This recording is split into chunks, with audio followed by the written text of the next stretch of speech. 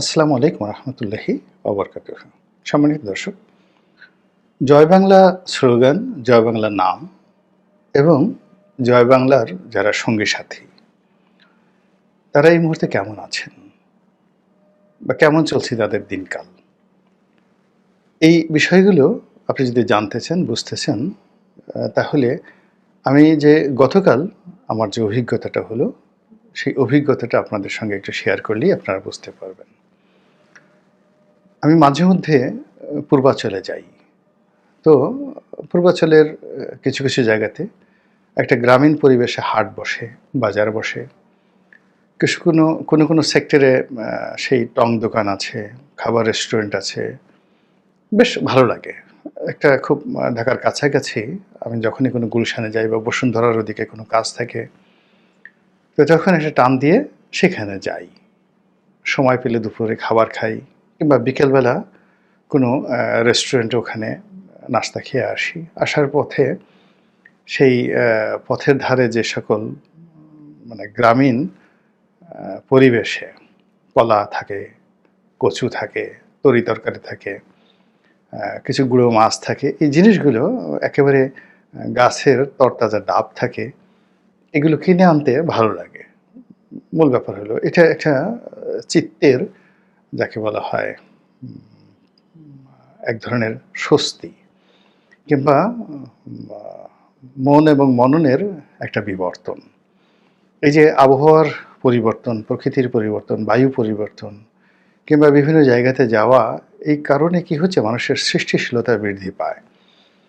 তো আ এজন্য সারা দুনিয়াতেই ভ্রমণ, তারপরে স্বাস্থ্যকর জায়গায় যাওয়া, এক স্থান থেকে অন্য স্থানে বেড়াতে যাওয়া, এই বিষয়গুলিকে খুব প্রমোট করা হয়।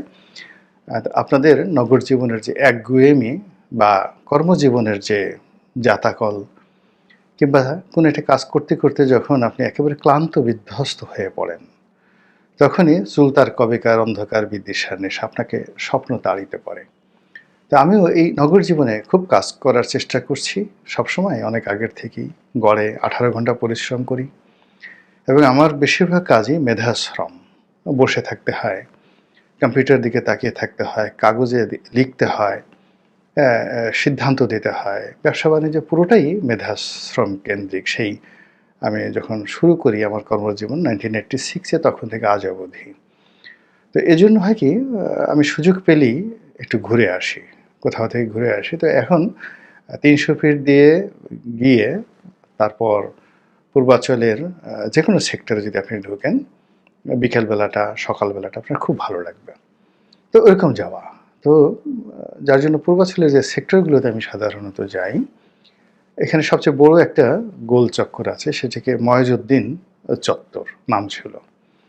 গাজীপুরের যে সংসদ সদস্য ছিলেন মেহের আফরোজ চুমকি, তার বাবা ছিলেন ময়জউদ্দিন সাহেব, খুব নামকরা আওয়ামী লীগ নেতা ছিলেন এবং তাকে এরশাদ জমানাতে খুব নির্মমভাবে হত্যা করা হয়েছিল। তো সেই ময়জউদ্দিন সাহেবের নামে ময়জউদ্দিন চত্বর সবচেয়ে বড় চত্বর। সেই ময়জউদ্দিন চত্বর এবং তার আশপাশকে কেন্দ্র করে বিশাল মার্কেট, তারপরে শেষে রমরমা অবস্থা, পর্যটকদের ভিড় দেখার মতো। তো ওটাতে আমি সাধারণত থামি না। এর কারণ হলো ওখানে ভিড়ভাট্টা খুব বেশি। এরপরের যে চত্বরটি, এর চেয়ে ছোট কিন্তু তুলনামূলকভাবে বড়, সেটি হলো জয় বাংলা চত্বর। তো জয় বাংলা চত্বরটাতে ৪-৫ টা রেস্টুরেন্ট আছে, কিছু দোকান আছে, বেশি লোকজন নাই। তো সেখানে আবার একটা রেস্টুরেন্ট আছে, জয় বাংলা রেস্টুরেন্ট আছে এবং ঢাকা থেকে প্রচুর মানুষ যায় সেখানে খাওয়ার জন্যে।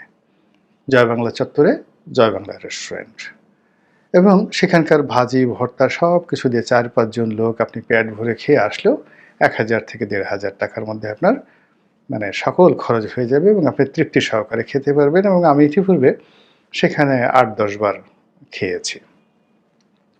তারপরে করি কি আমি জয় বাংলা চত্বর থেকে একটু সামনে এগুলি হাকিম চত্বর। তো হাকিম চত্বর ওখানে গেলে একটা নস্টালজিয়া কি হাকিম চত্বরের একদম পাশেই গাজীপুর ভাওয়াল যে সংরক্ষিত বনাঞ্চল, ওই চত্বরের সাথেই একেবারে সেই বনাঞ্চলের একটা শুরু।